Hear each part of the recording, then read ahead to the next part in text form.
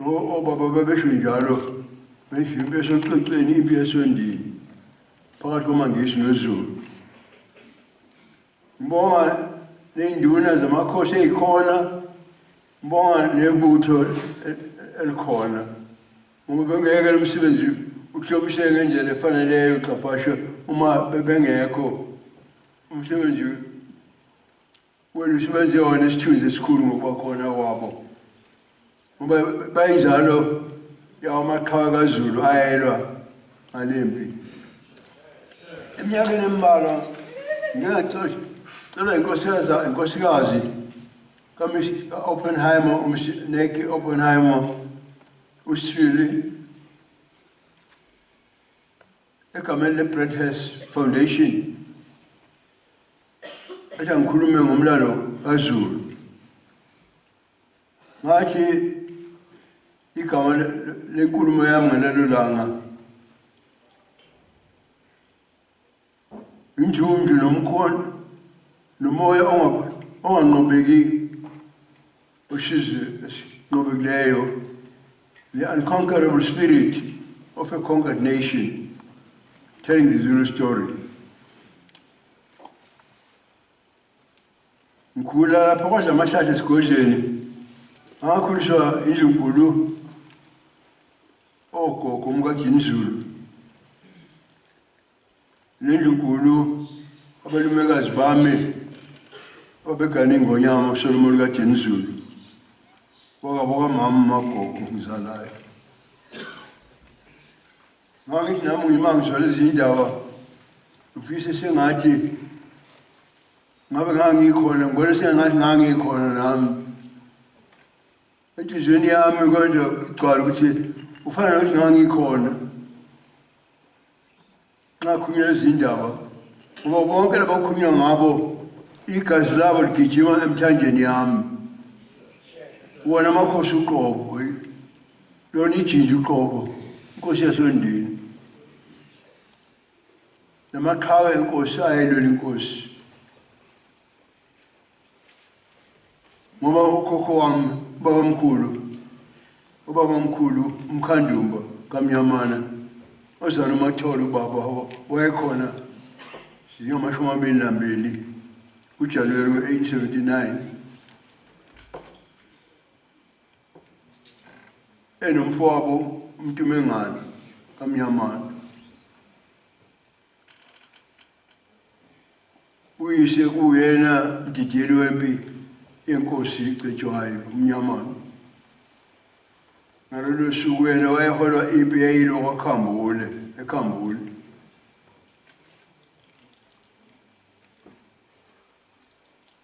Ngisho ukuthi ukhokho wami uyise kakhokho wami umnyamana uNqengelele wakhulisa iy'ngane zenkosi kwaNobambo. Ubukhosi bakwaZulu bungakabikho, izwe lisenamakhosi, amakhosi esalingana, ekhona nje ayiqona njengenkosi yakwaNdwandwe, inkosi yakwaMthetho nabanye, kodwa onke amakhosi esalingana. Ukhokho wami wakhonza kuleso sikhathi esuke ebukhosini bakwaButhelezi emcakweni.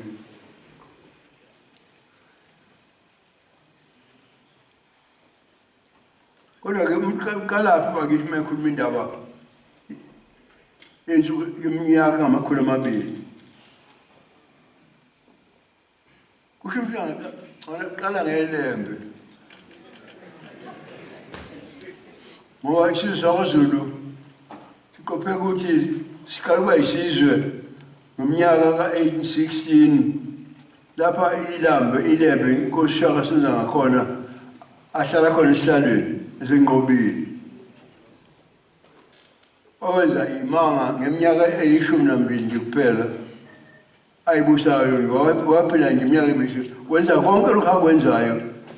nge-12 leminyaka kuphela. Namhlanje yena igama lebadesha uSolwazi umfundisi uXulu ukuthi babembuza ngaliLembe phesheya. Ngempela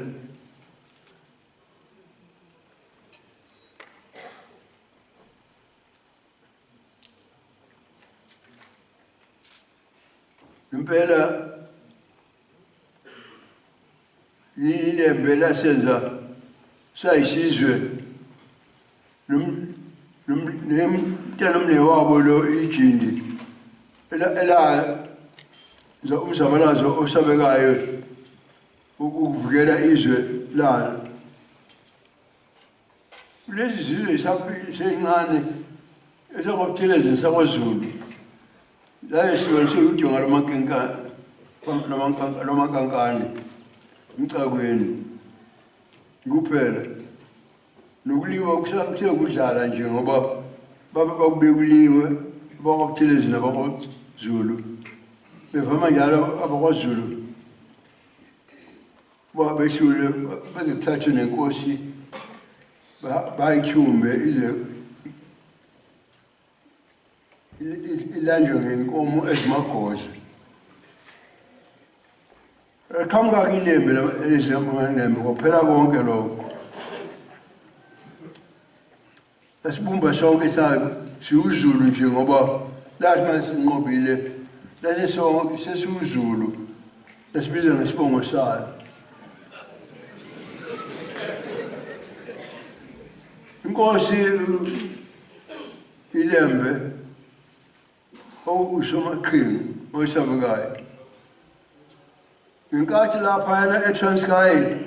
ngo-76 bethatha le timboti yabo okuthiwa injiphenje bethi bazoyimela geqe.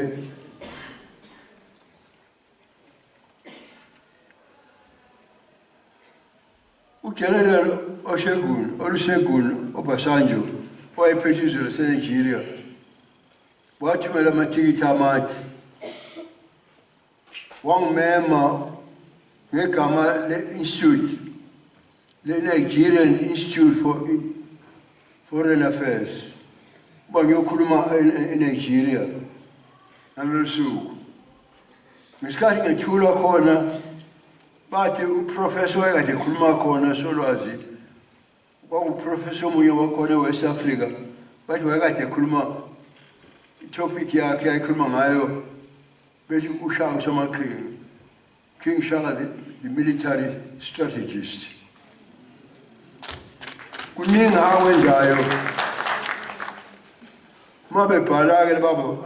abaphathi babhala imilando yethu bathi amaZulu ayesengamakhulu ase-250,000 amakhulu inkulungwane ezingamakhulu amabili nanhlanu bese ngibala ngangalo ukuthi babebalwa ubani. Ngakho lokho ngibona ukuthi abantu bangathi namhla ifuna ukufakela ibuku ukuthi yayenzeka kanjani ngoba i-census le ekhona nje yayingekho. Inkosi uShaka wasenza sayisizwe esikhona sayimbumba. Yingakho nje onke amasu osihlakaza njengoZulu phakathi ngisho unqotshwa kwethu lapho eCecweni Ondini ungazange usiqede uZulu angaze aphele nya uba khona kwethu ixabhashe lapha endlini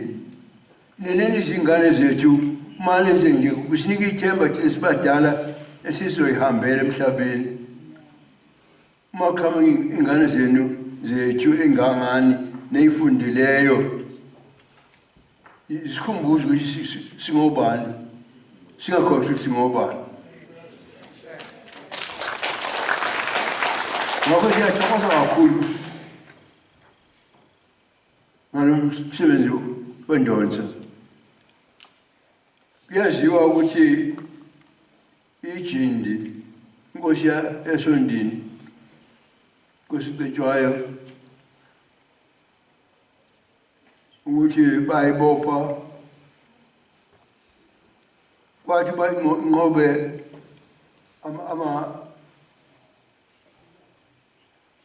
amangesi impi yakhe esanjwana kuthiwa umhlaba ngoba uba inkosana yaseFrance ize yayizobukela nje ngoba babethi picnic bengazi amaZulu cabanga ukuthi ngoba baphethe ibhamu bengazi amaZulu anje ngoba enje la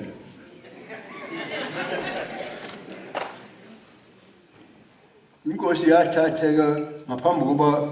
bashiswe yasiwa yaya ekushumayeleni emzini kamnyama uNdunankulu wayo yahlala khona insukwana emva kwalokho yasiyofihlwa emzini kaShodo bokumbuyisa ehlathini engoma lapha amasotsha ayifica khona athi mengaphumi bazoshisa indlu akaphume mambopha ke beza naye lapho bazondela mabefika naye lapho bazondela base besho ukuthi akaseyona inkosi bamthatha ke yoba esikhawini kuthiwa sesikhawini nje sesikhawini senkosi Cetshwayo ngoba yilapha akhwela khona umkhumbi esesiweke eCape Town labafika boshwa khona enqanaweni yakhona inqaba yakhona kuthiwa iCastle eCape Town lapha ayiboshwe khona nogogo injunkulu ayihamba naye emva kwalokho buye wathathwa wahlaliswa eplazini eOdimuleni lapha ehanjelwa bona abantu abaningi ngisho nabakhona bezobona bengakhohlwa ilento yenkosi ngemkhonto namahawu eyagobisa isizwe samangisi kwakuyisona sasiqonile emhlabeni wonke kuyisona esinamandla kunazo zonke izizwe inkosi yasicela ukuthi ingehambeni yokubonana nenkosi yalamasotsha aseyinqobile ngoba ke kwathi ngoba amangisi eze nempi engaphezulu kwaleyo anqoba ngayo izwe lase-India ngoba izwe lase-India niyazi ukuthi abantu base-India iseyibona isizwe ngamanani abantu engaphezulu kwezizwe zonke emhlabeni kodwa badinga impi engaphezulu kwaleyo eyanqoba izwe lase-India ukuze banqobe uZulu lapho ndini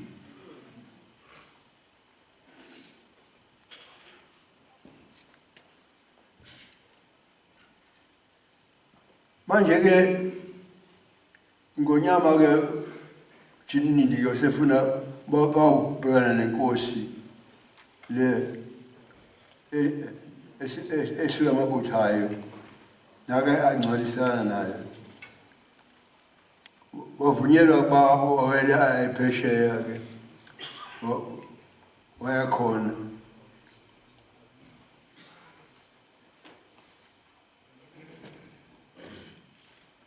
indlela ehlala kuyo umfundisi Batha waphesheya wayehlala endlini kaMr Holman Hunt uHolman Hunt uma uya lapha enyuvesi yase-Oxford khona isithombe sikaJesu engqongqoza emnyango esenziwa uHolman Hunt esibizwa ukuthi the light of the world umfundisi umbishophu umdala le kwakuthi uma uqiniswa beyisona sinika abantu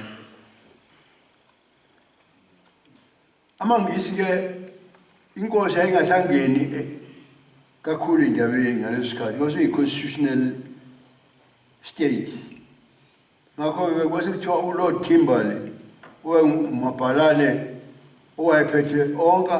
amazwe le ayephangela kwamangisi akakhulume nesilo inkosi yabuya-ke ingaphethe lutho ngokwathi amambuka lapha enhlazakhe kwafika useGarnet Walls wabiza onke amakhosi la ayengaphansi kweyikhulu esewatshela ukuthi I13 lawo sebethi phecelezi singisa ama-kingless ukuthi ngamanye amagama angaphinda ayithobele inkosi Cetshwayo angaphinde abe ngaphansi kwelo ukuthi lo useyinkosi ngokwakhe ukhokho wamnyamana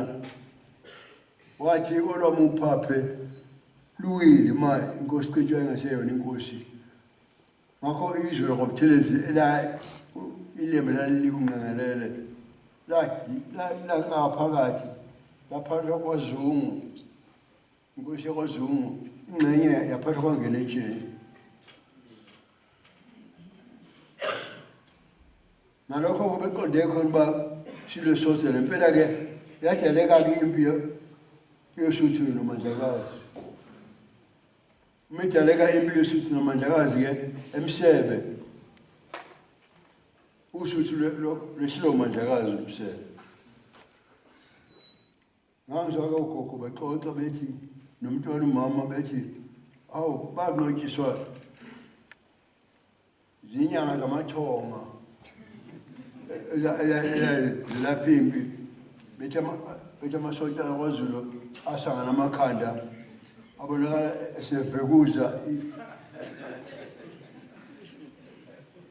ilukhuza iduli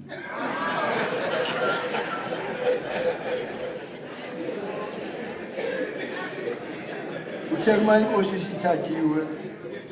ngoba sithathiwe abantwana umntwana kwaminya umntwana ndabuko lamana emhlane nenkosi eSondini inkosi Cetshwayo base belo no Mandlakazi wangishilo behlule kwase kuthi muva base bethi bazobiza abangani bakayise inkosi uMpande njoba niyazi ukuthi njoba kukhona ingqoqonqo ngendlunkulu akufanele simangane izindaba zakhona ngonelembe niyazi labula babafowabo indaba zakhona lezo endlunkulu base bethi umntwana okwaminya umntwana ndabuko nomntwana ushingana osokweni asibize abangani bethi abangani besha amabhulu bethi abangani bakayise ngoba ngempi yasemaqonqo ngesikhathi inkosi uMpande inqoba impi yenkosi uDingane yayilekelelwa amabhulu azathatha izwe enze republic yabo umnyamana ke wayesekhona umnyamana sengathi waba nenhlahla naye wahlala isikhathi eside emhlabeni wazoba liqhiqu njengangami nje senginga wabuthwa inkosi uDingane bayemkhulutshana ibutho lakhe umnyamana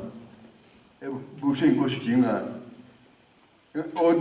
onodwe inkosi walingane zenkosi ikhala buhewu uma inkosi uMpande ithi ziwa yini ingane zami kodwa umnyamana uyifaka induku uyayishaya ziyaganga inkosi uMpande wabiza bonke abantu ekhaya bonke wasethi umnyamana kusukela namhlanje usunguyise weingane zami wena umuyise weingane zami ngesikhathi ngo-53 lawa njengadebulado ngena esikhundleni singikhonze enkosini umza wami inkosi yakwakhetha uSiphiwe kuZulu nyangazizwe mangala abantwana abakhulu abalume bami umntwana mothole goqa umunywana wasithelane nomntwana ndeshini kwaminya bethi baba kimi ngithi umntwana abalume bami makyo ngoba ngingane basho kanjani ngoba yimi kufanele ukuthi baba abasehleka umntwana bese phela ukhokho wethu uMpande wathi umnyamana uyise wendaba kangangoba kwathi sekuqhubeka isikhathi inkosi uMpande yathi iyamganisela umnyamana imganisela udadewabo womntwana wami owelamana naye emhlane umntwana umthabaye umnyamana wathi bayehle ngiyambonga phela ngebe ngisaganwa ingane yakho mina ngoba usuthe nguyise ingane zakho wase ngiyakhuleka ngenkosini kuphela ukuthi ngiyevuma ukuthi ngisase ngimthatha awugana ingane yomnewethu embongombongweni impela wakani bantu bensuku abantu bensumo umntwana umshikile emzala umntwana umthabayi wasengelishini kuningi kokubhalwa ngathi ke oprofessor bazikangcone omgabadili laba noqabashe omunye umngane wesilo Francis Finn wayengumngane weSibelembe wabhala ebhalela uNathaniel Isaacs uNathaniel Isaacs lazo wabhala uFinn ababethi ngesizulu ufebana igama lakhe wathi akabhala amazulu awabhale kabi ukuthi abantu abebefuna igazi nje kuphela wathi bapende ngayo yonke indlela ongasuyenzi uma lokhu kweqolisa nomunye umbhali uBrian Roberts encwadini yakhe iZulu Kings usho khona lokho ngoba phela abanye bathi benza research Nathaniel Isaacs ngoba babenenkosi engazi babebhala nakanje basho nokusho ukuthi asipende sibuke sibe bezimpisi sokuqala nokugcina inkosi ngoba inkosi yamemukela kahle uFebana wazogana izintombi zakithi ngiphawe Buthelezi akalo obalishema bazi bathi ngesingisi yes gone native kungokugcina lokho bese ngishilo ukuthi isilo ilembe labo labantwana belekelelo udadewethu umntwana inkosazana eyayiphethe abaqulusi umntwana umkabayi kaJawu uthe mase kuphethe inkosi umpande baye inkosi ingazambona umnyamane engasemningi konodwengu bese kushiya ukuthi ule emangweni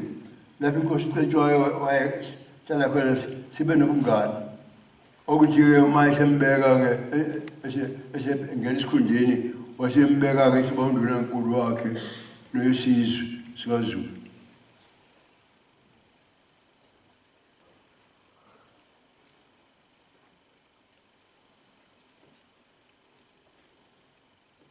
emva kwalokho-ke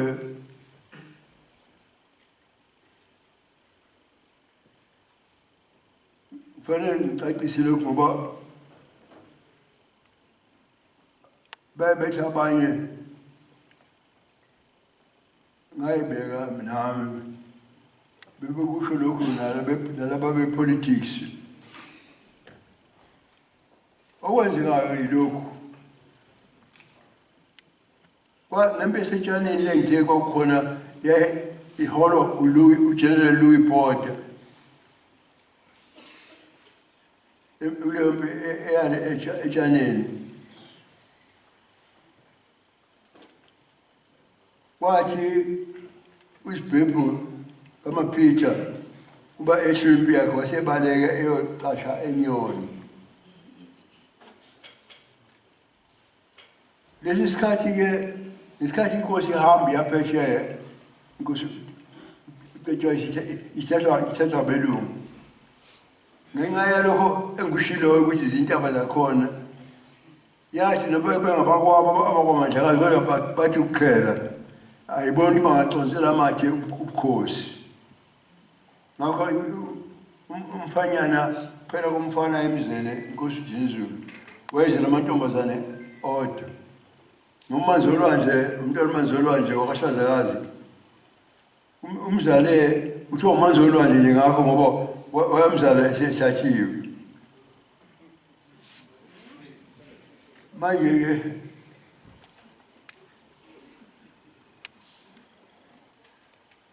uma emshiye lapho kuthe-ke njengoba bese ngimtshelile ngoseGarnet Wolseley uthi wase abantu ikhulu yamakhosi akube amakhosi beliyo abayinkosi ngokwakhe ukuthi uSibhebhu wasefuna ukuba inkosi umntwana wakwaminya umntwana ndabuko okwaba inkosi Cetshwayo nomnyamana ngoba yoba ngingakhuluma nobaba ukhokho womnyamana ukuthi uNkulunkulu wampha imphanso eminyaka njengalena engiyidlayo manje. Ngoba iBhayibheli abafundisi bathi eshabalelweni kuthiwa umuntu emhlabeni kufanele aphile iminyaka e-70 kuphela. Ongaphezulu kwalokho imibhanso engiyidlayo-ke manje.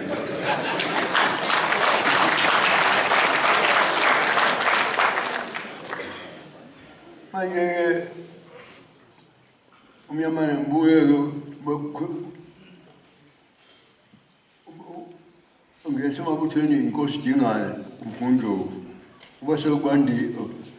ushaya iy'ngane zenkosi Ondini ubekwa inkosi Cetshwayo Ondini bese hambile basala nomntwana wayiminya uyibona kuphela uZulu nje asebenzeni babekho khona nokuthi khona uZulu. Manje kulesi sikhathi-ke uma sekubonakala ukuthi uyiBheki sefuna ukuba inkosi umntwana waminya naye umnyamana base bemlanda ubabamkhulu inkosi Dinizulu ePanganomo esengumfana wawufishwa ekushumayeleni emzini kaMnyamana njengoba omunye umntwana nje bongenzi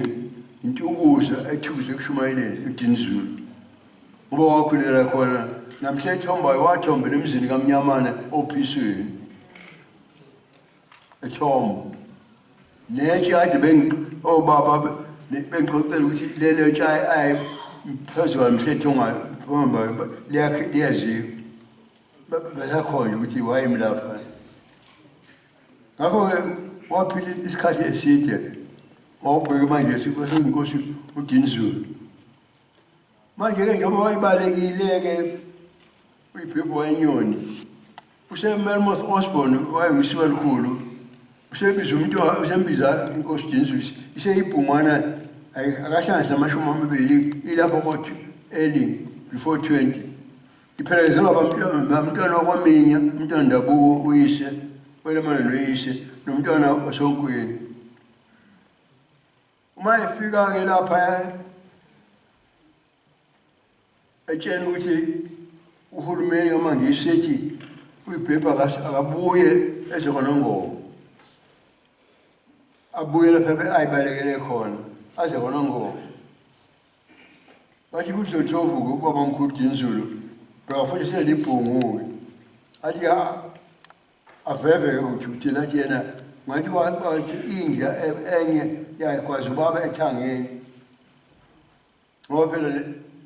ekubuyeni kwesilo ibuya noma ingasaphethe lutho selimakhosikhosi kanjalo oluZulu waba uZulu caphashi lokho kwenzayo nje akuqale ngawo uZulu ubukhosi bakhe nobuZulu bakhe into eprove